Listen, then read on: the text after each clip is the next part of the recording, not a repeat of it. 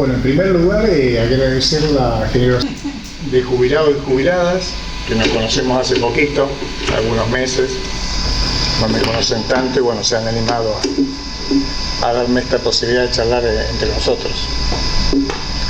No somos tantos, por ahí uno siempre también apunta a que haya puentes generacionales, que estemos, digamos, todas las generaciones presentes, porque un poco lo que falta hoy es esto, ¿no? Establecer puentes entre generaciones, que es la única forma de recuperar la memoria histórica, que es una de las cosas por la cual intenta aportar mi humilde charla, digamos, ¿no? Desde esa perspectiva. Así que bueno, agradezco eso. También es bueno que sea en un sindicato. Yo tengo casi 3 décadas de militancia en el sindicalismo docente, incluso ahora ya me estoy por jubilar y bueno, las compañeras me han metido ahí.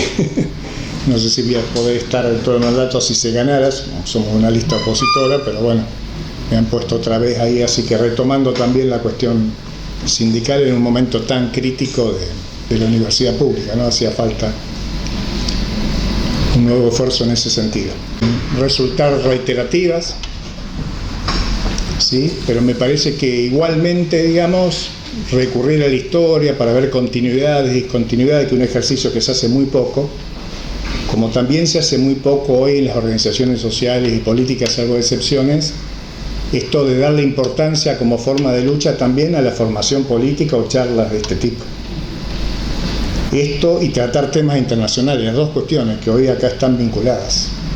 Es algo que se ha perdido mucho si comparamos con otras décadas, como el señor ahí me hacía comparaciones con otras décadas, pero me parece que sí, es importante porque la lucha está con el cuerpo, en la calle, y es complementaria con la lucha por otro conocimiento, y por ahí los viejos creo que tenemos este papel fundamental, por eso tratar de que haya jóvenes, por ahí no son tantos los chicos y chicas que se han sumado, pero bueno, el ejercicio de memoria, recurrir a la historia también es útil, y para los viejos también recuperar un poco la categoría de totalidad y la historia en su conjunto, volver a pensar eso, porque las estructuras del pasado están en las estructuras del presente. Y con tanto bombardeo informativo y demás, por ahí nos quedamos en la parte y pasó de moda del pensamiento posmoderno y demás, recuperar la categoría de totalidad, ver cómo las partes y el todo, como lo local, lo global, y lo global está en lo local. Por eso, bueno, yo apunto a eso, digamos, por lo general en las charlas, aportar a eso, generar, digamos, pensamiento colectivo. Las buenas charlas para mí no son las que brindan mucha información, que las voy a brindar, sino las que hacen pensar en el momento de la charla y que dejan pensando, digamos, como una forma de construcción colectiva de conocimiento y que sirva también para la lucha en la calle, cuerpo a cuerpo, con las medidas de fuerza o en la plaza, como tantas veces lo plantea con tanta claridad el compañero Beto. Realmente en estos meses ha generado en mí este grupo de jubilados también, lo quiero decir, mucha admiración y respeto, digamos, por la persistencia. Así que bueno, esa va a ser un poco la idea. Quizás sea medio largo, si es muy plomo, me dicen y lo cortamos, pero me parece que hay que hacer ese ejercicio, digamos, de recorrido histórico. Un poco lo que yo pensé como estructura de exposición, la temática que está planteado, bueno, esto también aparte de la reflexión teórica que va de la mano de la lucha práctica, de hecho, por más que sea un acto no tan masivo, es un acto obviamente de repudio a este mundo que estamos viviendo y que tenemos, y a esta ofensiva imperialista, a esta época de antihumanismo radical, como dice Eric Sadin, que estamos viviendo día a día. Es un acto de repudio, pero también intenta aportar desde la teoría un conocimiento más realista, no realismo posibilista, decir, bueno, esto es tan poderoso, todo lo que se viene no se puede hacer nada, pero no se puede cambiar la realidad si no se la conoce. Entonces, bueno, un poco el eje temático es la ofensiva imperialista, la crisis de hegemonía de Estados Unidos, que es un poco la explicación de eso, las disputas geopolíticas, que en realidad son disputas interimperiales, eso es lo que está en la temática. Y por lo general se está hablando un poquito más de política internacional en los medios hegemónicos, muy distorsionadamente, Entonces, ¿cuáles son los temas que más se debaten hoy? Que yo quiero hacer reflexión crítica incluso de algunos análisis que se plantean como críticos de esa misma situación internacional. Por eso un eje era análisis de la situación internacional. ¿Qué se debate? Que es inminente una guerra nuclear, que hay otro tipo de guerra mundial, y se habla mucho, todavía seguimos con el posmodernismo de los 90, que es el avance de la globalización neoliberal, el llamado nuevo orden. Todavía está muy presente la ideología del fin, que es el posmodernismo, ¿no? Esto de ponerle fin y post a todo. Luego no le ponen post a lo que habría que pensar, que es la posibilidad de que exista un post-planeta o un post-humanidad, ¿no? Pero después le ponen el post a todo. Los niños por ahí sirven para algunas cuestiones, ¿no? Entonces se está hablando mucho hoy de fenómenos nuevos. Por ejemplo, se dice que la crisis de la ONU es nueva, que es como la primera vez que no se cumple el derecho internacional, que algunos dicen que lo nuevo es que se está saliendo de la globalización neoliberal y estamos en otra etapa. Entonces se habla de que hay una contradicción entre soberanismo y globalismo, que es un debate del centro, que es un debate imperial. A veces se lo ubica a Trump como eso, a veces escuchamos voces de gente que viene del campo popular y demás reivindicando a Trump en torno a esa perspectiva. Entonces, mi intención es un poco debatir eso, o que estamos en un mundo ya no unipolar, hegemónico de Estados Unidos, sino multipolar. Yo no adhiero a esa visión. Por ahí adhiero a visiones más relativas que hablan de una multipolaridad asimétrica y relativa en un desorden internacional más que un orden. Me inclino más a pensar que hay intentos de nuevos multilateralismos, que hay multialineamientos, que es muy distinto al no alineamiento de los no alineados, por ejemplo, de la década del 70. Se habla mucho de esto, o que en la disputa geopolítica está el debate, bueno, si China hace una globalización, digamos, inclusiva o una globalización imperialista. Muchos tratan de plantear que no tiene esas características. Entonces, bueno, poner en discusión todo esto, y para eso recurrir a la historia. Cuando digo China, obviamente me estoy refiriendo a los gobiernos del Estado, no me refiero a su cultura, a su historia, a su filosofía, al mundo espiritual o al confucianismo, tantos otros aportes que ha hecho la humanidad china, digo, porque a veces soy muy crítico, digamos, de algunas cuestiones, sobre todo de su modelo interno, social y demás, y a veces pareciera como que uno se mete con los pueblos, ¿sí? o con la cultura. Lo aclaro por las dudas.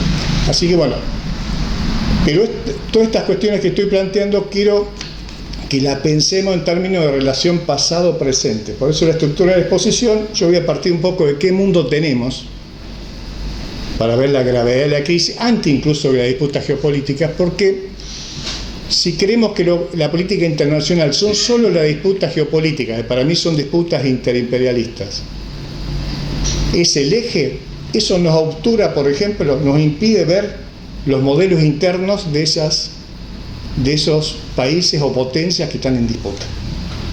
Y entonces aparece también el análisis de política internacional, un lenguaje con muchos eufemismos o con doble vara. Así como hay doble vara a veces de análisis político nacional o binarismos, hay una impronta muy fuerte a la hora de analizar internacional, de pensarlo solo de ese binarismo, la disputa, bueno, de los tres que tienen hoy la hegemonía, en unos casos económico, otro militar, Estados Unidos, China y Rusia. Entonces yo quiero partir de otras cosas y pensar esas categorías haciendo un rastreo histórico. Va a ser medio plomo, intento seleccionar algunas cosas en forma sintética, porque ahí está la explicación de por qué llegamos a lo que tenemos hoy, que es un poco el mundo, digamos, de posguerra, después de la Segunda Guerra Mundial, ese orden, digamos, del 45 al 90, no solo desde los países del norte, también quiero explorar qué pasaba en el sur, lo que en su momento se llamaba Tercer Mundo, ahora Sur Global. Después, la etapa, digamos, que se mal llamó, porque no tenía tanto de nuevo orden, la globalización tampoco es nueva, es la cuarta etapa de internacionalización del capital, en definitiva, pero bueno, lo que se llamó la globalización capitalista, la etapa neoliberal, digamos, que intenta destruir otro modelo de Estado dentro del capitalismo, que es el Estado de Bienestar de los 90, para así llegar hacia fines 90 y principios 2000, donde empiezan todas estas cuestiones, crisis de hegemonía, una nueva ofensiva imperialista que no es nueva para nada, ni la doctrina Monroe, que es América para los norteamericanos, no para los americanos, que esto lo podemos rastrear incluso antes de que Estados Unidos fuera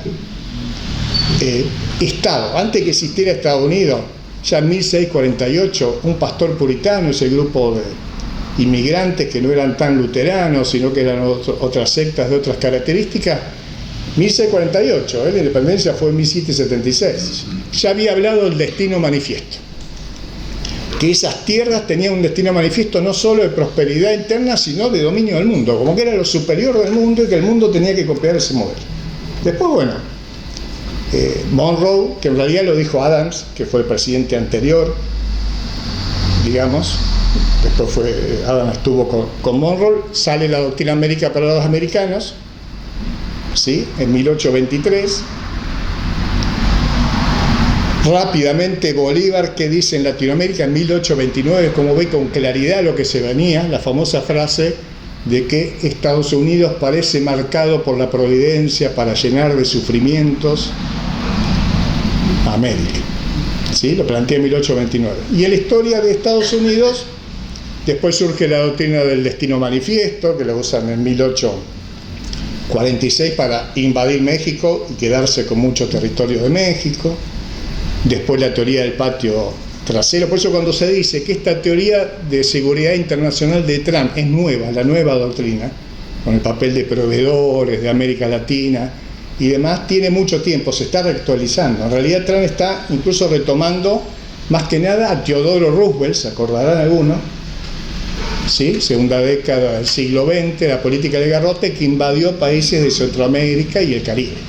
Pero no solo invadió, sino que también tenía la política del garrote en el sentido que lo hace Trump. Por eso para mí Trump toma mucho más de Roosevelt que del propio Monroe, que es la amenaza militar y la guerra, la posibilidad inminente de eso, para después imponer condiciones y sometimiento y sojuzgamiento y dependencia y colonialismo. ¿Sí? Pero eso lo voy a retomar después, pero para empezar un poquito, ir a esta etapa, ¿no? ¿Por qué vincularlo a este rastreo histórico? Estados Unidos, digamos, después de la Segunda Guerra se ubica como superpotencia mundial, pero el proceso de construcción, digamos, como potencia de Estados Unidos aparece ya desde la política colonial, sobre todo en a partir de 1898, ¿sí?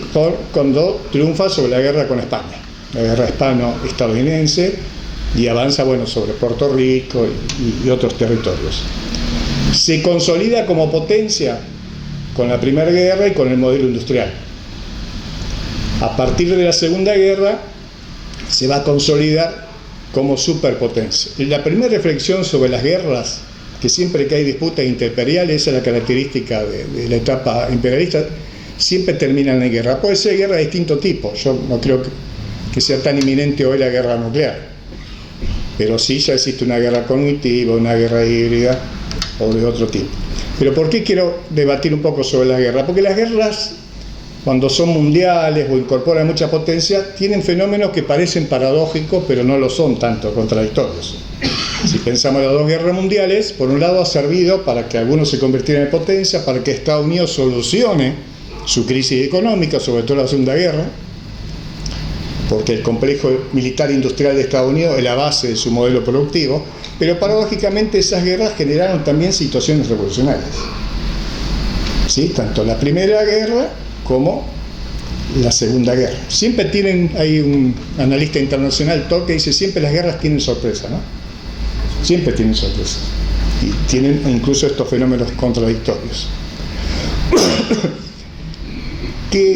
¿Cómo se estructuró ese mundo de posguerra que tiene puntos de discontinuidad con las etapas posteriores y la actualidad, pero tiene puntos de continuidad? No hay un nuevo orden como se lo plantea.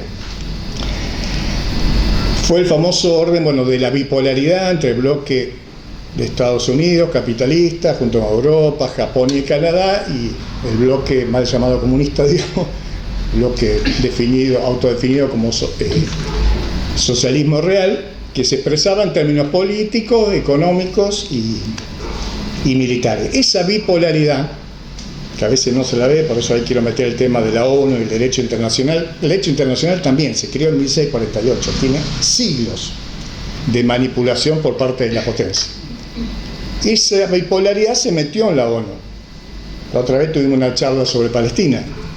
La ONU que define la creación del Estado de Israel, que genera rechazo en el pueblo árabe, es una ONU claramente colonial. No estamos todavía en 1960, donde muchos países de Latinoamérica y del tercer mundo se descolonizan. Solamente había en ese momento en la ONU, los que votaron, digamos, eran 66 países, solamente 33 votaron a favor de eso. Hubo muchas abstenciones y algunas negaciones. Eso no hay que olvidarlo. Y que estaba, digamos, esa ONU con el poder a veto, más allá de la asamblea y demás, con el poder de veto de las grandes potencias, que limitaba un montón de cuestiones. Después, cuando se incorpora el mundo descolonizado, sigue con sus contradicciones, con lo vinculante, pero es cierto que hay cosas que han pasado, al menos declarativamente en la ONU, como varias veces ya definirse a favor de la creación del Estado palestino, o tantas veces votar en contra del bloqueo cubano, que bueno, responde también a esa otra realidad de la bipolaridad del norte, que era el nacimiento, digamos, de las luchas en el tercer mundo, la creación de los no alineados, previa conferencia de Bandung, donde se juntan los países asiáticos y africanos, los planteos de integración latinoamericano, las luchas que se van a ir dando en los países centrales y los países del norte, las distintas internacionales políticas, pero bueno, eso influye, como para ir viendo tanto los países del norte como los países del sur. En ese orden bipolar se crea el Fondo Monetario Internacional y el Banco Mundial, que en esta historia del nuevo orden nadie lo discute, que es claramente, junto con la Organización Mundial de Comercio, el verdadero gobierno global del mundo, representando a las grandes potencias capitalistas. ¿Sí? Después la Organización Mundial del Comercio se va a construir en 1995. También recordemos que China y Rusia se incorporaron, son parte del Fondo Monetario Internacional. China en 1980, bueno, China después del acuerdo Nixon-Mado del 72, el 78 inicia una restauración capitalista, se concreta en el 80. En el 80 se incorporó tanto el FMI como el Banco Mundial, ¿sí? Y después se incorporó en el 2001 a la Organización Mundial de Comercio, que se crea en el 95, en la etapa de la Revolución Liberal. Y Rusia también se incorporó al Fondo Monetario, al Banco Mundial, y también más tardíamente el 2012. Como para ir viendo estas cuestiones, y sobre todo cuando se habla de la bipolaridad, que nos puede servir como insumo para pensar si realmente hoy hay multipolaridad o no. Ahí se hablaba de polos, pero polos de poder homogéneos. Tanto el bloque de Estados Unidos con la alianza militar de la OTAN, como el bloque de la Unión Soviética con el Pacto de Varsovia. Había homogeneidad política, homogeneidad económica. Estados Unidos la base del Plan Marshall, el mercado común económico en la Unión Soviética. Se repartieron zonas de influencia, eso funcionó durante un tiempo, después empezaron a aparecer otros conflictos entre ellos y fuera, pero se garantizaba, digamos, equilibrio de poder. Entonces, por ejemplo, cuando en esta etapa, en el 62, pone los misiles para tirarlos, digamos, a Cuba, la famosa crisis de los misiles, la Unión Soviética responde. Más allá de los análisis que uno puede tener sobre la Unión Soviética, un equilibrio de poder que termina siendo progresivo. Yo lo comparo ahora y digo, los BRICS y demás, que los veo como un avance, el multilateralismo, que puede debilitar a Estados Unidos, no es un polo homogéneo ni en lo político ni en lo económico, más allá del intercambio comercial. Si fuera, por ejemplo, en lo político, ese equilibrio de poder que logró eso, evitar que invadieran Cuba, que lo destruyeran con los misiles y demás, China y Rusia se podrían haber puesto firme y haber dicho, basta del genocidio en Gaza, basta de la invasión en Venezuela, basta de este bloqueo, más allá de dar ayuda humanitaria a Cuba, basta de este bloqueo criminal. No sé si vamos más o menos bien con las relaciones. Intento hacer eso, que ustedes piensen, digamos, el presente también desde este pasado, que ese es el papel de la memoria histórica, ¿no? Pero antes de avanzar de esto, yo tenía pensado, decía, antes de estas disputas, voy a retomar un poco, ¿qué mundo tenemos? Lo tendría que haber hecho antes, pero bueno, uno va improvisando un poco la charla y a veces se desordenan. un poquito.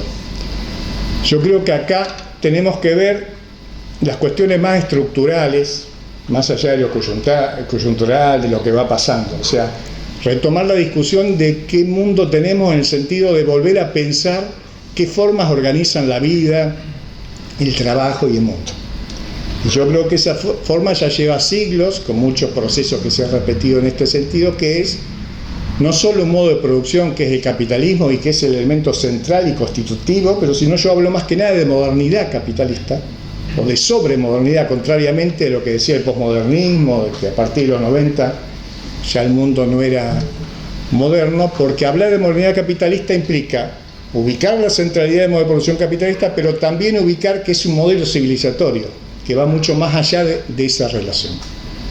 Sobre todo en momentos que vivimos una crisis civilizatoria de todo, no solo de mayor precariedad o explotación laboral, sino está en crisis el modelo científico, tecnológico, la forma de relacionar con la naturaleza, porque esta modernidad capitalista es una modernidad que se construyó históricamente a partir de la conquista de América, que fue central para la construcción de este modelo civilizatorio, de este modelo de producción, y es una modernidad eurocéntrica, racista, colonial, patriarcal, monocultural y profundamente, iba a decir antiambiental, de destrucción de la naturaleza, ya no de lo que es el trabajo, que es la transformación de la naturaleza, ¿sí? Porque se dice, no, y bueno, hay que destruir la naturaleza porque el trabajo, sí, originalmente el trabajo, más allá de su forma histórica, es transformación natural, pero no es lo mismo transformación que esta creciente mercantilización también, no solo de los seres humanos,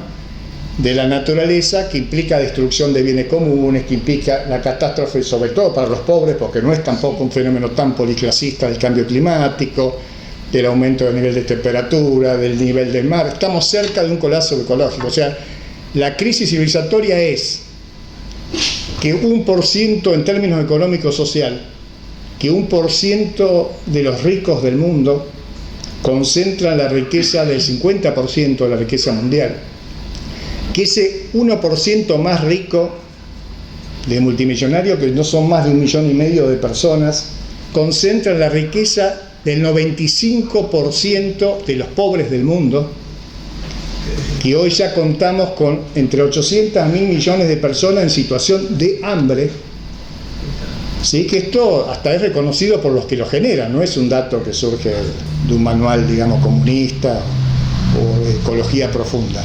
Estos son datos últimos del G20, por ejemplo, donde, bueno, hipócritamente dicen que tiran programas de hambre. ¿Qué es el problema, no? Los que generan programas para terminar con el hambre son los que los generan. Los que generan tratados y pactos ambientales son los mismos estados que generan la destrucción. Esto es parte de la crisis civilizatoria.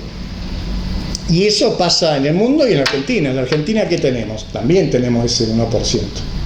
Que concentra ya más del 30% de la riqueza, el 10% más rico en Argentina, en el cual está Madanes de FATE, obviamente, ya concentra el 50% de la riqueza. Y esos 50 megamillonarios, entre los cuales está Madanes en una segunda o tercera línea, porque hay algunos que ya tienen más de 5.000 millones, Madanes tiene 1.500 millones de dólares, ahí, digamos, son 50 megamillonarios, que concentran más de 100.000 millones de dólares entre ellos. Y estos son los datos que logran registrarse y conocer. Seguramente la suma real es mucho más que esto.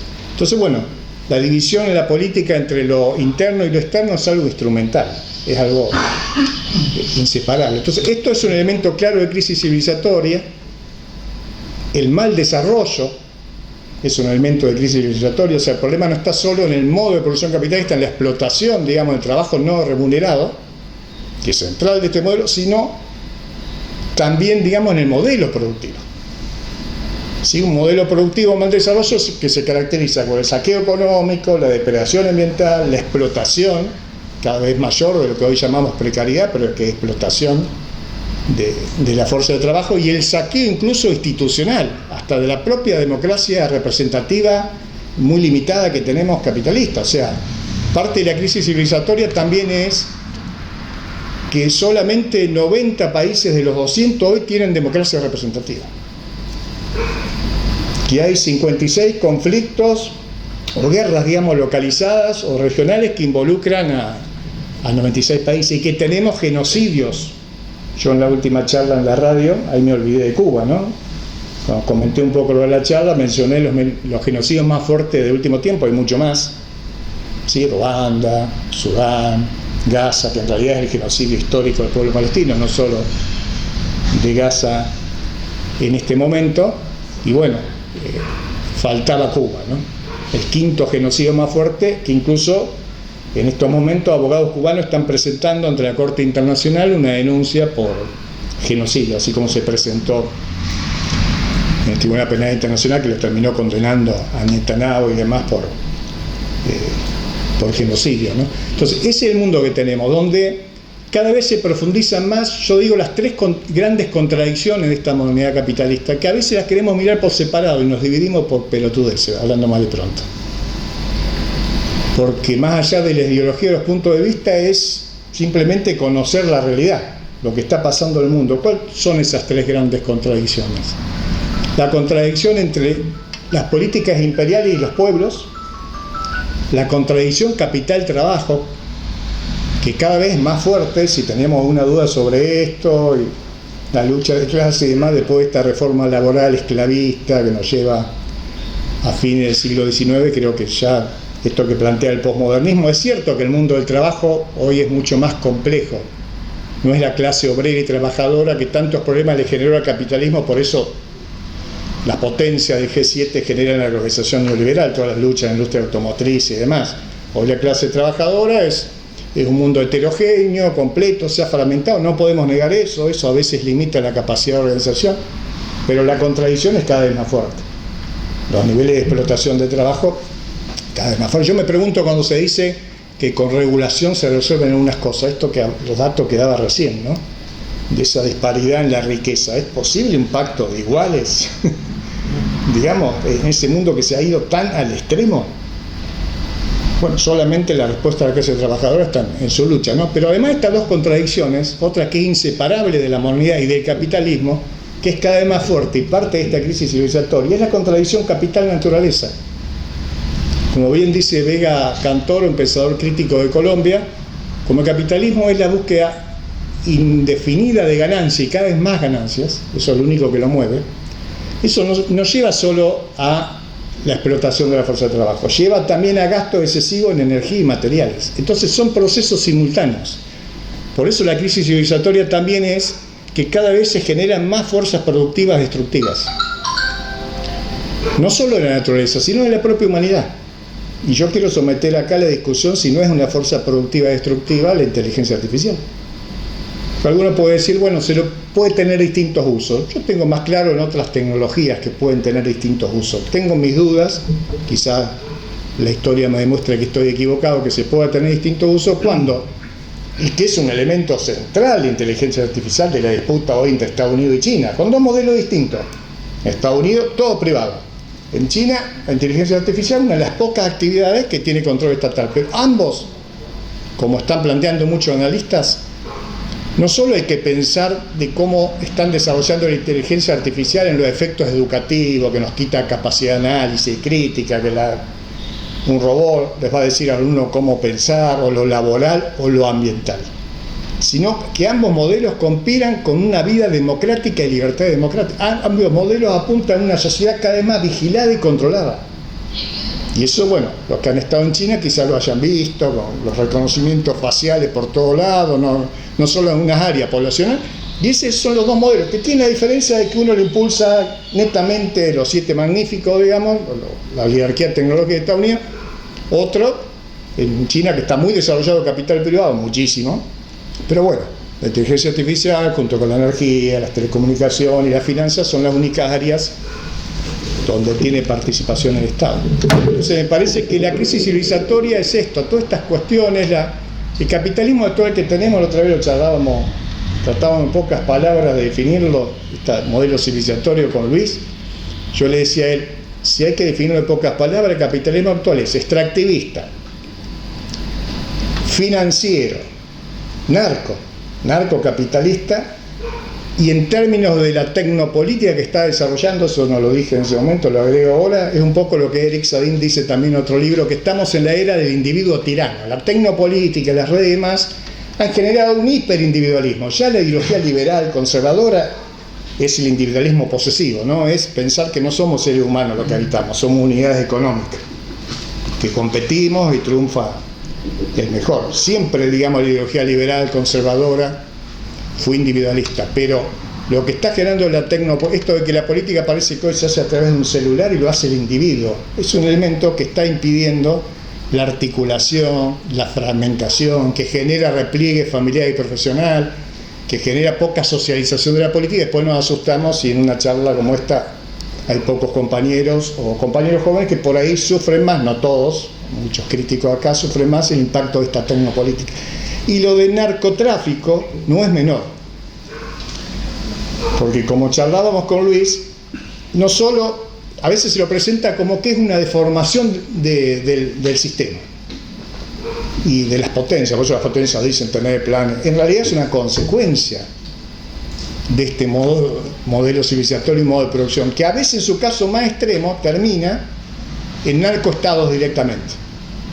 Pero a veces, como estamos viviendo en la Argentina y en algunos países de Latinoamérica que todavía no son narcoestados, el narcotráfico es muy funcional a este avance de la ultraderecha criminal, que yo digo neoliberal, extrema y neofascista, de Milei, Trump y demás, porque en esto de, que no es anarcocapitalismo, porque no destruyen todo el Estado, eso lo podemos charlar después, pero en este modelo de retiro sí del Estado de todos los logros de las luchas populares, de todas esas cosas que estaban vinculadas a clases populares, no por concesión, sino por lucha, le es totalmente funcional. Entonces hoy ya parece que la asistencia social la cubren más los narcos, sobre todo en las grandes ciudades. Creo que Pergamino también debe pasar algo de eso. Está mucho más presente el narcotráfico en la asistencia social. Son los trabajadores sociales, hay chicos que estudian trabajo social, nefastos de esta época, digamos. Entonces no son temas menores. Yo creo que ver esto y la transformación de la subjetividad, porque eso puede explicar, a veces nos decimos cómo triunfó alguien como Milei. Todo este modelo civilizatorio está generando estados psicológicos donde, sobre todo lo padecen los jóvenes, pero lo padecemos también los que no somos jóvenes, se genera depresión, niveles altos de depresión, de ansiedad, que lleva a un aumento terrible, por ejemplo, el suicidio de los jóvenes, los consumos problemáticos. Estados emocionales donde parece que la emoción predominante de esta época no es la solidaridad, la justicia, como decía hoy el compañero, sino es la crueldad y el placer por la crueldad. Jorge Guindín, que le gusta y sé que me ha dicho la escuela de Frankfurt, hace poquito estaba en Buenos Aires, lo voy a tratar de conseguir ese libro. Hay un libro que, bueno, falleció hace mucho tiempo, Erich Fromm, que habla ya en esa época, bueno, vinculado más que nada como se había padecido el nazismo y demás, se llama la destructividad humana, el placer de la crueldad.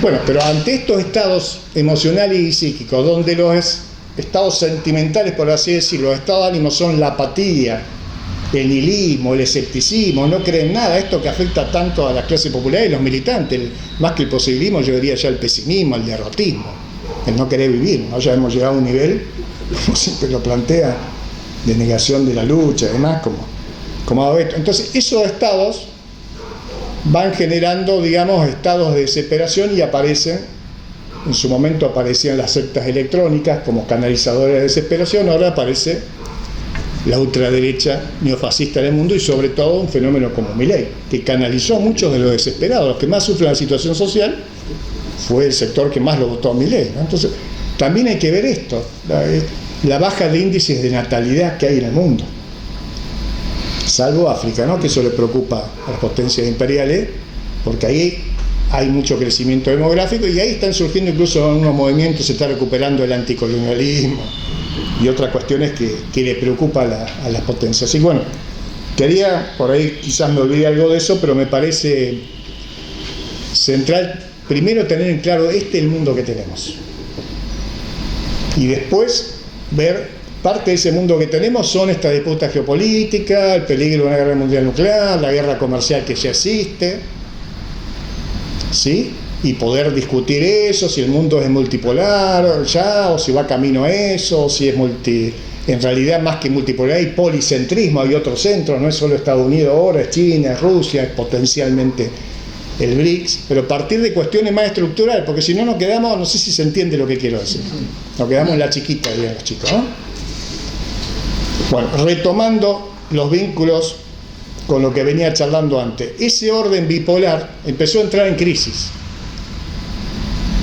no solo en el mundo capitalista, sino también en el mundo soviético. Termina eso por implosión, y termina por este error, digamos, del estalinismo, el post-estalinismo, de entrar, que eso lo hace entrar Estados Unidos, en la competencia desenfrenada por mayor productividad económica o en la guerra nuclear, en el armamentismo.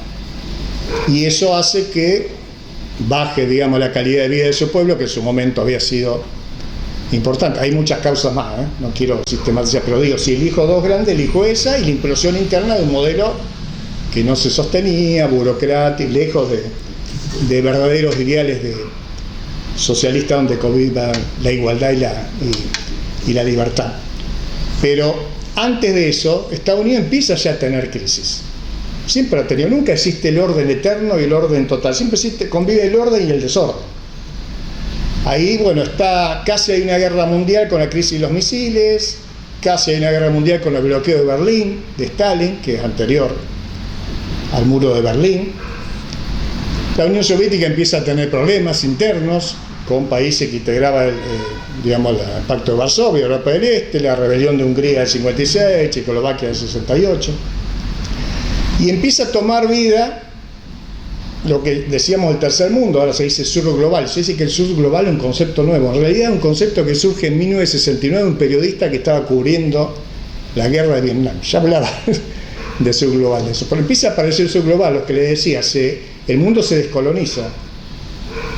La ONU pasa de 60 estados a más de 130, bueno, en la actualidad, en ese momento, ¿no? En la actualidad, entonces, surgen los no alineados, que si bien algunos de los integrantes no alineados, como Cuba y las llamadas democracias populares, ahí había gobiernos nacionales, antiimperialistas, había socialistas, estaban las democracias populares, sobre todo en África, que se planteaba como un mix, algo cercano al socialismo. Si bien había vínculos con la Unión Soviética, se planteaba el no alineamiento. En Latinoamérica surgen un gobierno que tomaron en su momento medidas de autonomía, surgen, digamos, los planteos de integración latinoamericana, surge el planteo, bueno, Perón en 1947, la teoría de la tercera posición, que planteada por Perón significaba, digamos, la búsqueda de un capitalismo independiente. Después incluso uno puede rastrear en la historia del peronismo que unos años después, dentro de otro grupo, lo que se denominó en su momento el peronismo revolucionario, Eduardo Luis Duhalde, no el Duhalde de Costec y Santillán, sino Hernández Arregui, Ricardo Carpani y otros más, plantearon, bueno, que la tercera posición significaba, digamos, el socialismo nacional, ¿no? Yo me río de la actualidad, ¿no?, cuando lo escucho a Guillermo Moreno, que dice que lo que está haciendo Trump y un poco tomar el planteo de algunos sectores del peronismo de la integración latinoamericana, que lo que está haciendo Trump lo compara con este planteo, cuando en realidad era una resistencia a este dominio, digamos, colonial. Era resistencia justamente a la doctrina Monroe, América para los norteamericanos, no americanos. Bueno, este muchacho sigue afirmando que la doctrina, digamos, Monroe es beneficiosa, dice Guillermo Moreno, para América Latina, y la emparenta con el peronismo. Más allá o no de acordar con estas doctrinas, creo que tienen una distancia muy grande que no tiene nada que ver, ¿no? Bueno, en ese contexto también aparecían luchas de las internacionales, los que se separaban del estalinismo, la internacional trotskista, la internacional socialdemócrata, que en ese momento era reformista, todavía no se había conservadizado totalmente como pasa en los 90, y empieza a haber crisis en Estados Unidos, ya la crisis del petróleo, cuando los países árabes rechazan, digamos, la guerra de Yom Kippur, una de las tres guerras árabes-israelí, bloquea, genera una gran crisis en el mundo, en Estados Unidos. Estados Unidos, 74-77, vive una crisis una estagflación, digamos, como estamos viviendo nosotros con Milei, una crisis energética, aparece Vietnam, aparece después la revolución iraní en el 79, la revolución nicaragüense, bueno, antes la China de 49, Cuba en el 59, y aparecen, bueno, el desarrollo de organizaciones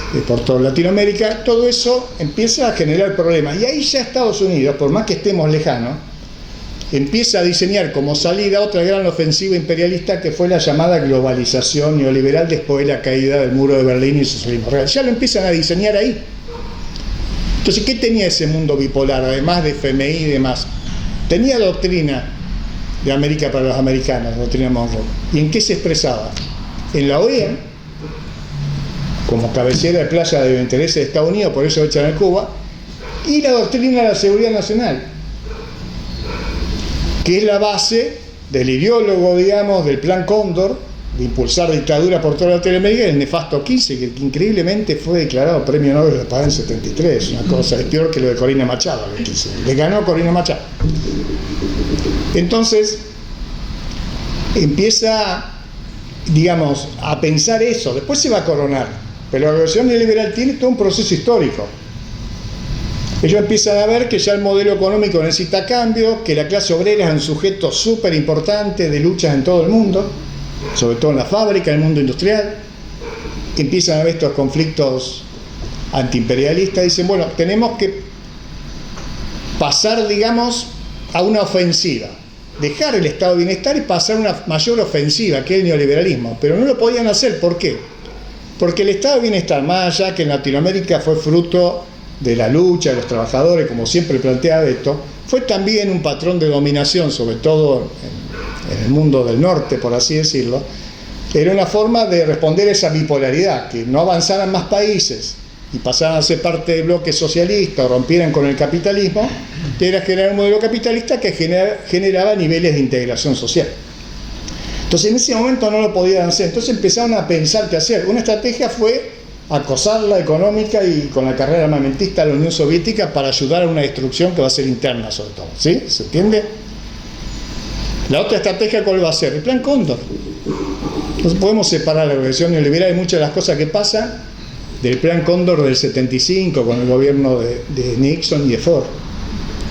No lo podemos separar, porque para hacer lo que empezó a hacer la globalización neoliberal, para debilitar la lucha obrera, que fue la revolución tecnológica, no se hizo para que nosotros estemos más cómodos en nuestra casa con las tecnologías. Eso vino después para generar integración, como decía la escuela de Frankfurt.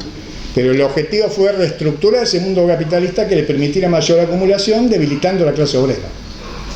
Que no hubiera tantos conflictos en los lugares de producción, reducir mano de obra y demás. Entonces, para eso no se podía hacer. Primero se estaba la Unión Soviética, por eso la globalización neoliberal empieza cuando cae la Unión Soviética y los países del este, y después de dictadura. Necesitaban el Plan Cóndor para eso. Para destruir, digamos, los movimientos populares, la organización revolucionaria, una sociedad civil tan fuerte, una sociedad con fuerte clase obrera, con fuerte poder sindical. Entonces, para dar ese salto en ese momento tenía que haber previamente dictaduras, que además ajustaran profundamente, como el plan de Milei, que es copiado de Martínez, para financiar ese profundo cambio tecnológico cuando da el salto de la robótica, la cibernética, la informática. Entonces, lo que se inicia en los 90 es esto, a través del consenso de Washington y el consenso de post-Washington de los 90. El consenso de Washington establece los grandes ejes del neoliberalismo, como otro modelo dentro del Estado capitalista mucho más acumulador, ¿no? Que son las privatizaciones, la precariedad laboral, los ajustes, el libre comercio y la hipermercantilización de todas las esferas, no solo de producción de materiales concretos. ¿Quién lo construye? Y bueno, los que definieron esto y fueron pensando esto fue el Grupo de los 7, las grandes potencias en ese momento. Todavía no existía ni el Grupo 8, 9, que después se sumó China y Rusia, que duró poco eso. Las grandes multinacionales y bueno, esta potencia que diseñaron eso, dijeron, ahora con la caída del socialismo real, si no hay competencia y con el debilitamiento de las clases populares, sobre todo en el sur, fruto del Plan Cóndor y demás, es el momento de avanzar. Y ahí aparece todo esto de, por ejemplo, el nuevo orden, que en realidad la lucha cultural siempre es importante. El concepto de nuevo orden lo roban, digamos, de lo que era originalmente la lucha de los países que buscaban otra integración, autonomía, o de los no alineados, por ejemplo. Entonces, los no alineados planteaban en su momento un nuevo orden internacional, pero que era romper con el orden internacional del momento, basado en la desigualdad, en la dependencia, en el colonialismo y demás. Era romper con eso. Bueno, roban esa palabra, generan el sentido común, construyen que hay un nuevo orden que no se puede discutir por los cambios tecnológicos. Inicia esa etapa, pero le dura poco. ¿Esa etapa qué significa? El fin de la bipolaridad y el avance de la unipolaridad hegemónica de Estados Unidos, porque el gran triunfador de todo esto es Estados Unidos, pero no le va a durar mucho tiempo, pues van a empezar a tener problemas también de crisis económicas y de hegemonía. Incluso van viendo que se le fue la mano con un neoliberalismo extremo, y después, a fines de los 90, surge lo que se llamó el consenso de post-Washington, que era decir, seguimos con el neoliberalismo y la acumulación, pero ojo, para que los desesperados, los explotados, los sufrientes no quieran un cambio, generemos cierta integración. Ahí surge el asistencialismo, y surge incluso el concepto de inclusión, que no es igual de justicia social. Surge una ideología complicada, digamos, el consenso de post-Washington, que lo va a expresar con el nombre de tercer vía Tony Blair, planteando en Inglaterra que va a renovar la socialdemocracia, el Partido Laborista, que incluso ahora Trump lo sugiere a Tony Blair para ser el presidente de este Consejo de la Paz, de esta intervención, de este protectorado que quieren hacer de Gaza y de Palestina, ¿no? Pero en realidad la tercera vía, ¿qué era? No era la tercera posición, que era, digamos, no participar de esos bloques o intentar algo complejo como el capitalismo independiente. La tercera vía va a ser el tercer camino, digamos, entre el Estado neoliberal extremo y el Estado de bienestar. Pero en realidad es un neoliberalismo que se va expandiendo en la sociedad. Como que buscan socializar la aceptación del neoliberalismo. Empieza la teoría del tercer sector, de articular lo público y lo privado. Empiezan las políticas encubiertas de privatización de la salud y la educación.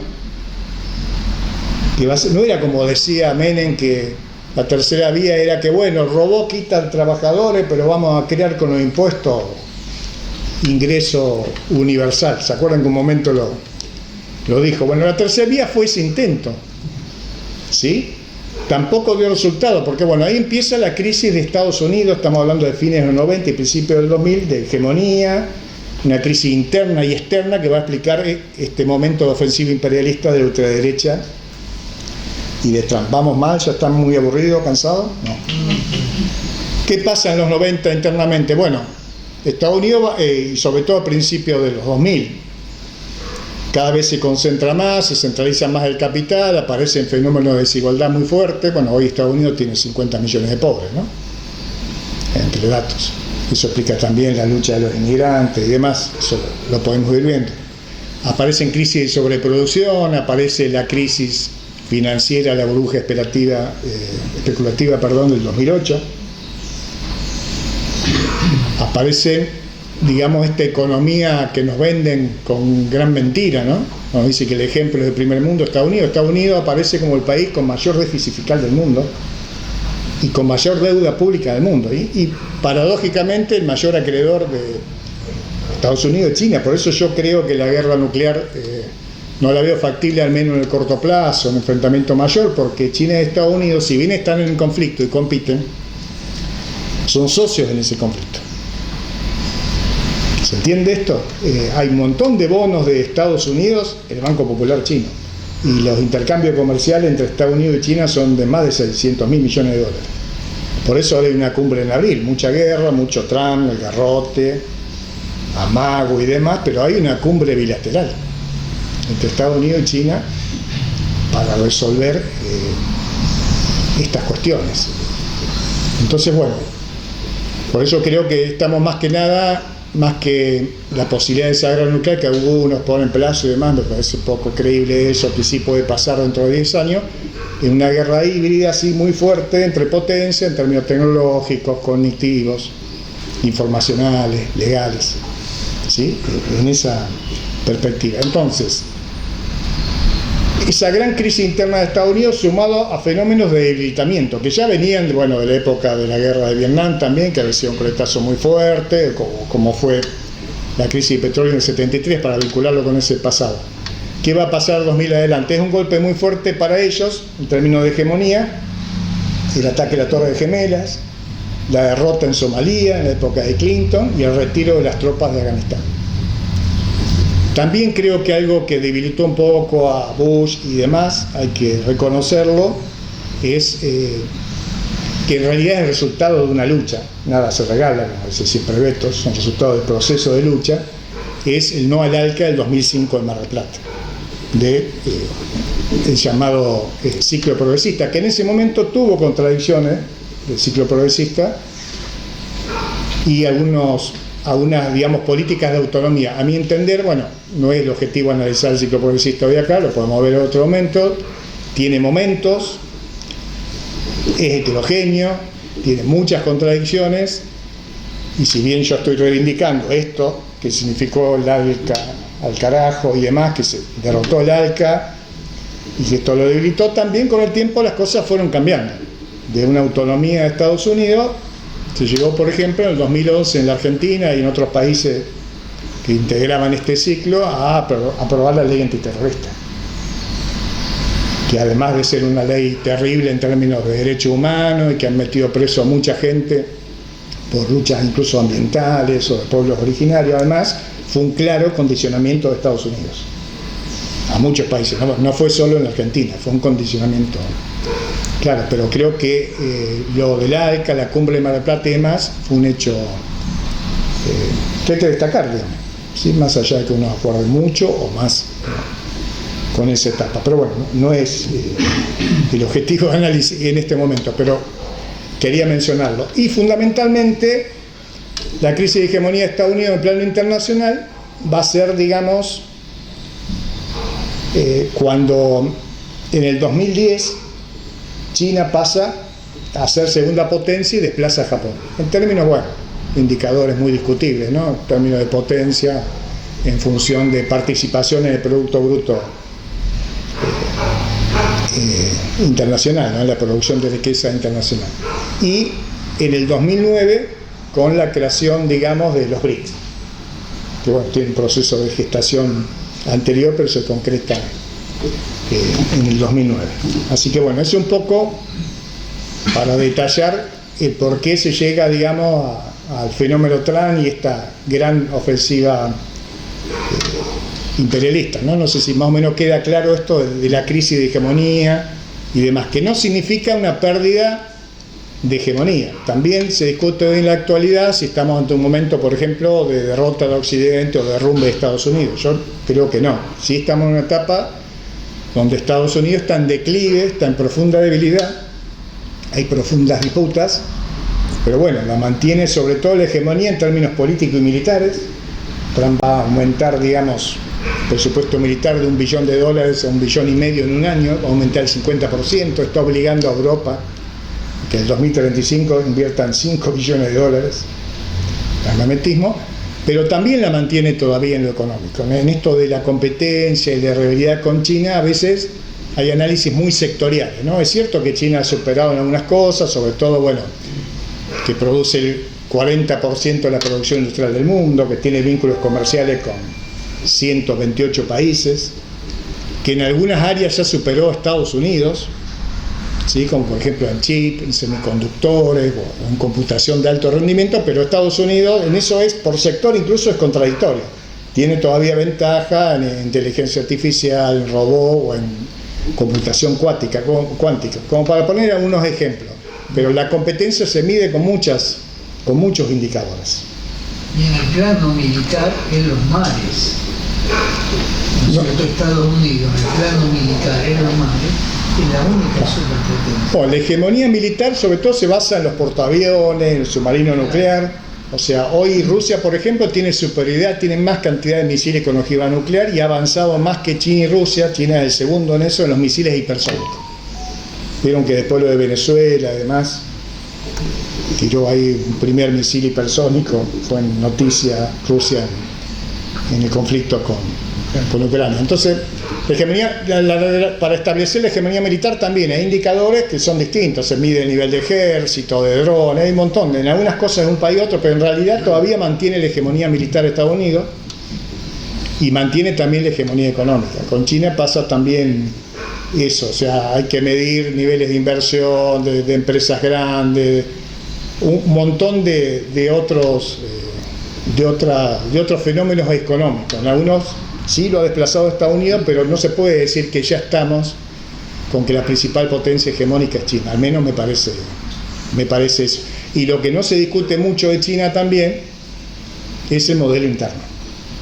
¿Por qué ha generado esa inserción comercial internacional? ¿O por qué es, digamos, el 40% de la producción industrial? ¿Por qué es el principal centro manufacturero?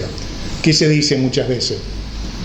Por la cantidad de profesionales e ingenieros que tiene más que Estados Unidos, que se recibieron en la Universidad de Estados Unidos, por la investigación, por el desarrollo, por un montón de cosas. Pero ¿en base a qué se construyó esa base tecnológico científico? En base a un modelo de fuerte disciplinamiento y represión de la clase obrera y de mano de obra barata. En China está el famoso sistema, para que tengan idea, el 9-12-9.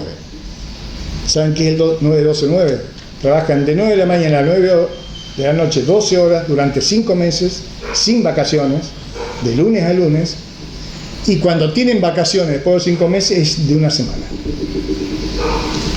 Entonces, por eso digo también ver las características de los modelos internos y cómo ha logrado sí superar la competitividad en algunas áreas, pero no hay que perder eso, porque si no, digamos, entramos en una especie de análisis de los fenómenos internacionales y de las potencias de doble vara, ¿no? De binarismo, como a veces hacemos a nivel interno, y si lo hace con el que yo no estoy, lo cuestiono. Si lo hace con el que yo tengo afinidad, porque hay un gran sector de analistas internacionales y gente que trabaja en política internacional que, a mi modo de ver, idealiza mucho este enfrentamiento con China o con los BRICS. Ojo, yo tengo claro, no como vidrio, que cualquier gobierno popular, si está en el gobierno, tiene que integrarse a los BRICS.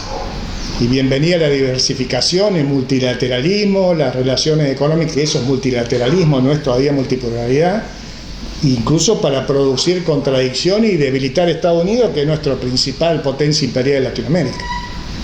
No es que cuestiono todo, no es que soy un BRICS fóbico, ¿se entiende? Pero me parece que cuando analizamos los BRICS, igual que China, hay que ver esta cuestión. ¿Cuáles son los modelos internos? Sudáfrica, el 10% de la población tiene el 80% de riqueza. La caída del apartheid fue positiva en derechos sociales, políticos, en el fin de racismo, pero quien concentra la riqueza es un 20% de los no afro, y entre 10 y 20% incluso esa desigualdad se expresa en la propia población afro. ¿Sí? Ese es el modelo de Sudáfrica, y es reprimarizador y es aliado de Estados Unidos. O sea, porque el BRICS, ¿qué es? Brasil, Rusia, China, India y Sudáfrica.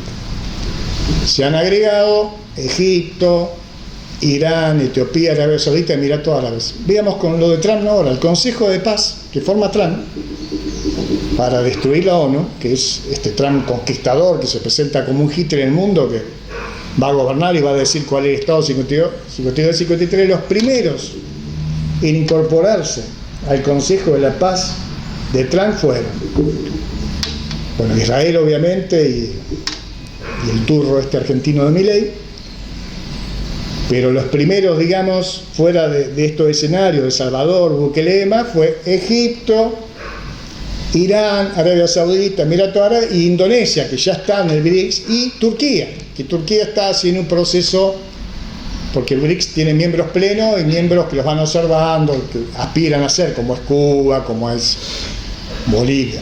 Y en los BRICS también está Malasia y Tailandia.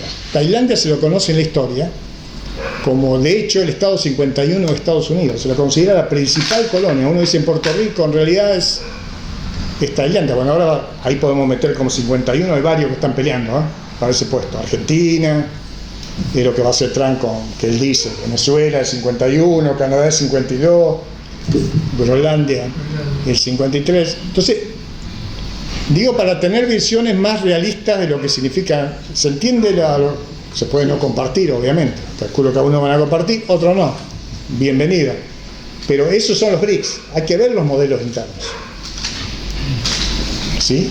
Una pregunta, en relación a China, porque es un tema que no escucho nunca, hablando del modelo interno, ¿qué se dice de la pobreza? Porque nunca escucho. Bueno, se habla de absolutismo, de ese es otro tema. Pero no se habla, digamos, el gran tema de cómo se mide la pobreza también es la persistencia de los organismos internacionales, ¿no? Lo sigue el indicador para medir la pobreza, tanto en el norte del planeta como al sur, sigue siendo el indicador del Banco Mundial, que es, a mi modo de ver, muy lamentable. Según ese indicador, si vos ganás $57 por mes, no sos pobre. Si ganás $684 al año, no sos pobre. Entonces, en función de ese indicador, en China se dice que bajaron 800 millones de pobres. Yo creo que bajó la pobreza en China. Sí, pero no en estos niveles, y hay que discutir la pobreza estructural, dimensional. Nosotros hemos acostumbrado a que si en la Argentina una persona gana 1.360.000, creo que está hoy la canasta básica, que no incluye el alquiler. Todo lo otro no son pobres, o sea, el que gana 1.361.000, 362.000, 1.400.000, no son pobres, son medidas que no reflejan, digamos, la pobreza estructural que se ha mantenido y se ha profundizado. Por ejemplo, Brasil, es cierto, en la época de Lula bajó, pero la pobreza estructural sigue, como siguió en la Argentina en otros ciclos, digamos, no tan neoliberales o con algunos intentos de cambio en algunas medidas. O sea, la pobreza estructural no se ha superado y es lo contrario, ¿no? Se sigue potenciando.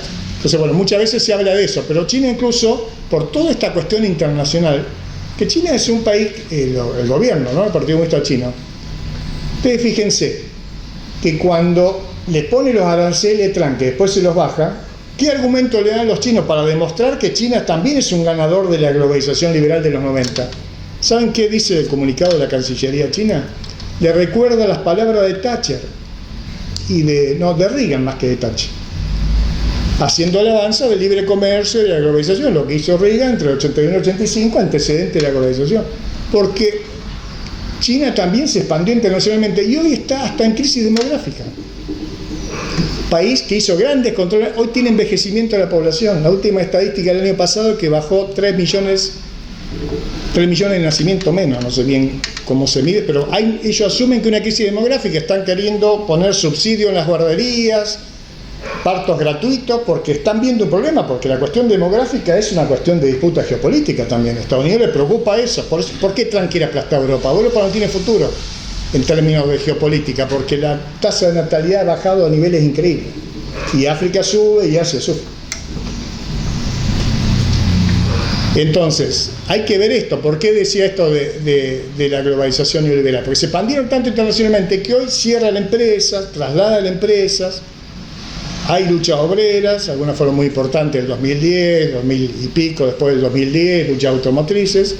Hay conflictos internos que obviamente no se muestran, e incluso hay políticas en la actualidad por caída del mercado interno de subsidiar compras tipo cuenta DNI o planes así de compra para favorecer el consumo, casi copiados de lo que pasaba en Latinoamérica, e incluso algunos pequeños aumentos salariales. Pero bueno, no es el objetivo, pero mi intención es poner en una onda realista, digamos, de todo esto. Remarco que bienvenidas las contradicciones, también cuando se han abierto etapas de cambio se han sabido aprovechar las contradicciones entre las potencias, ¿no?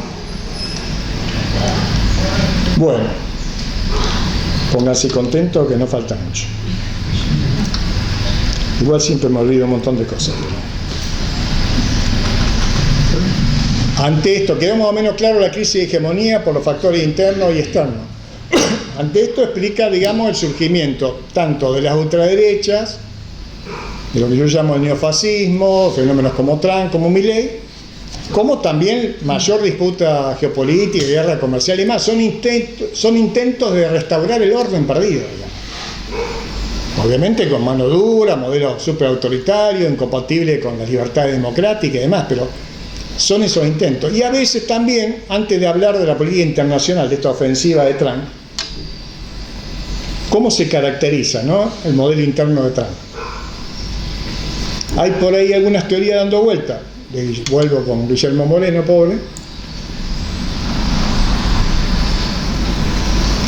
de que el conflicto, digamos, él explica que él apoya a Trump y a Netanyahu, que me parece terrible eso, porque el conflicto en el mundo está en un nuevo orden. Sí, ya no hay más globalización neoliberal, que me parece un espanto, porque el FMI, el Banco Mundial y la Organización Mundial del Comercio, que es el gobierno global de eso, sigue existiendo, y que hay un conflicto ahora entre lo que llaman soberanismo y globalismo. Que ojo, una cosa era el soberanismo, que yo en los gobiernos que dije en Latinoamérica de los 50, los 60, ahí era idea de soberanía, digamos, de autonomía. Pero se toma esta palabra de soberanismo, entonces dice Trump es un nacionalista, un soberano, porque pone aranceles. Y en esto también se esconde mucha información.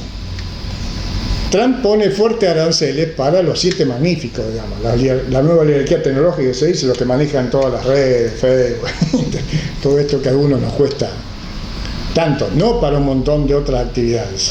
Y los ejes del consenso de Washington y del neoliberalismo que mencionaba hoy, Musk fue funcionario de Trump un tiempo y salió después que echó un montón de gente, siguen echando y sigue habiendo precariedad laboral, y eso explica las luchas históricas que tampoco nacieron ahora, de lo que pasa en Minneapolis, lo que pasa en Minnesota fundamentalmente, y una tradición también de inmigrantes de lucha obrera, de lucha de trabajo, de luchas sindicales. ¿Sí? ¿Vamos con esto más o menos? Entonces, aplica los grandes principios del neoliberalismo. Supongamos que es un proteccionista total, que para mí no lo es, porque él pone la política del garrote a nivel internacional y después negocia. Y ya ha hecho varios acuerdos de libre comercio con 29 países europeos y otros países con aranceles ceros. De última sigue avanzando. Pero supongamos que fuera proteccionista. Decir, como dicen algunos sectores, que es nacionalista. Supongamos que fuera nacionalista, pero el nacionalismo en un país imperialista es nacionalismo imperialista. Como fue el de Hitler, como fue el de Mussolini. ¿Sí? No es lo mismo un nacionalismo, se puede acordar o no, en un país donde un elemento del nacionalismo es la confrontación con el imperio, digamos, en un país que sufre imperialismo, pero algunos dicen, pero Milei es distinto a Trump. ¿Por qué es distinto a Trump en eso? Porque están en un eslabón de la cadena distinto. Si Milei fuera presidente de Estados Unidos, haría todo lo que está haciendo acá, que es lo que hace Trump, además de ser misógino, anticomunista, xenofóbico y demás, y sería proteccionista, porque el centro del eslabón imperialista es Estados Unidos. ¿Se entiende eso? Si Milei, esa es la diferencia, que uno dice, pero ¿cómo? Si Milei no es igual a Trump, si Trump... Bueno, Milei está en un lugar de la colonialidad y de la dependencia, y ya somos un protectorado. Este es un estado colonial para el 30% de la población, modelo extractivista, financiero, colonial como nunca. ¿Se entiende esa diferencia? Digo porque eso hay que debatirlo. Digo que cuando se dice Milei es anarcocapitalista, no, tanto Milei como Trump, a mi modo de ver, es un modelo neo-neo, es una mezcla de neoliberalismo extremo con neofascismo. No es el fascismo clásico, pero tiene cosas también de fascismo clásico, ¿eh? El bien y el mal, la superioridad ética y estética, la familia, la propiedad del trabajo, recrear el imperio romano que plantea Santiago Caputo, la xenofobia que ahora le planteó misógino, anticomunista, esto que fue clave en el fascismo, que surgió así para movilizar a las capas medias en contra de la clase trabajadora o popular, o el Estado total que significó el fascismo. Milei está avanzando en un Estado total. No existe poder legislativo, control del poder judicial, mucho más con todas estas reformas lamentables, no cumple las leyes como la de financiamiento universitario y demás, y a veces yo veo en sectores progresistas y demás un miedo a decir que esto ya casi es una dictadura o que es un neofascista. Entonces veo charlas que dicen la nueva derecha, la quinta etapa del neoliberalismo. Esto es mucho más grave, ¿o no, Beto?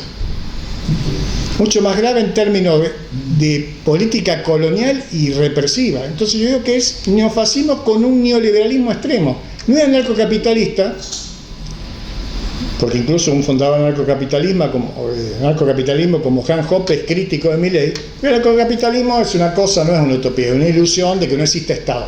El capitalismo no existe sin Estado. Y el Estado con Milei para los poderosos cada vez más fuerte. Ese fue un error cuando se combatía el neoliberalismo en los 90, ¿no? Se decía el neoliberalismo es el mercado total. No, es el mercado para las mayorías. Y el Estado fuerte para los poderosos. ¿Se entiende eso? Entonces, para mí no es narcocapitalista, tampoco un libertario, porque la verdad hay que rendir homenaje a los verdaderos libertarios, que son los anarquistas. Se podrá tener acuerdo o diferencia, pero hombres y mujeres de mucha acción, que ponían el cuerpo antes que las palabras, y son fundadores de esas luchas obreras y sindicales que tanto menciona el compañero.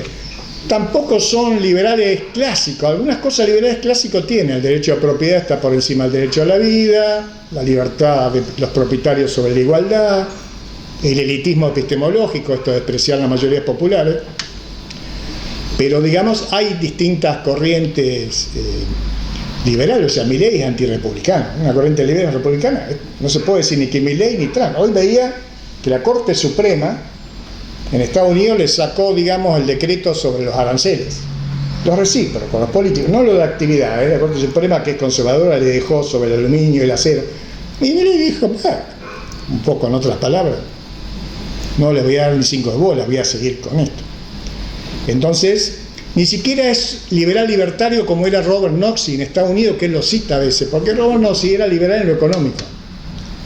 Pero Robert Nozick tenía una idea de libertad ampliada, entonces él estaba de acuerdo con la legalización del consumo de drogas, con la legalización del aborto, con la eutanasia. Cuestiones que este muchacho no está de acuerdo. Mezcla, digamos, un liberalismo económico con un planteo medieval. Esta unidad que han hecho históricamente, que es incompatible los liberales en Latinoamérica, entre un liberalismo profundo en lo económico y un planteo, digamos, así teológico. Y más que en realidad el liberalismo, cuando surge con Locke en 1688, plantea claramente el Estado del poder para los propietarios, pero plantea, digamos, una separación entre iglesia y Estado y un planteo anticlerical. Pero bueno, estos muchachos hacen esa mezcla, por eso confunden y siguen mucho. Yo veo todavía en los diarios, en C50, el anarcocapitalista de Milei. No lo confundamos. Para mí, tanto Milei como Trump, sacando las particularidades de cómo están ubicados en este mundo, digamos, desigual, es una mezcla de neofascismo, digamos, un modelo un neofascismo en lo político con un neoliberalismo extremo, más allá de Martínez de O, incluso más allá de la Alianza, de Menem y demás.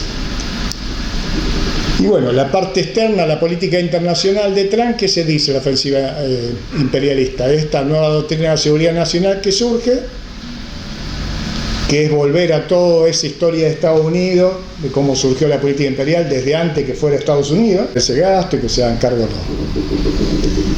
los europeos, poniendo el eje en el hemisferio occidental, en Canadá y en Groenlandia. No es casualidad, porque ahí están los pasos oceánicos para el comercio internacional. Hay un proceso que se van derritiendo. El Ártico va a llegar un momento que, digamos, se va a poder navegar. Es un paso oceánico en potencia, pero además hay gas y también hay minerales críticos y también hay tierras raras, esos 26 minerales que son parecidos al litio y que son fundamentales para la industria electrónica.